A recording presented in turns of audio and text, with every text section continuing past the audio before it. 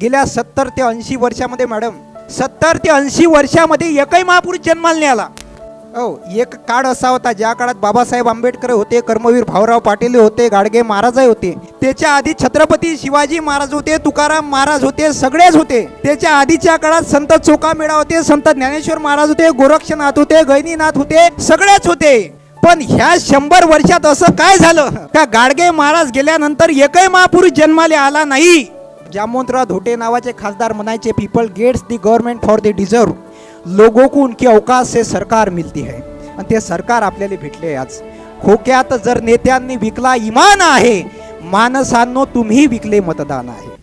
की खोक्यात जर नेत्यांनी विकला इमान आहे, माणसांनो तुम्हीही विकले मतदान आहे. तुमचीच नाजायज आहे औलाद हे नेते, म्हणून बर्बाद झाली तुमची खानदान आहे.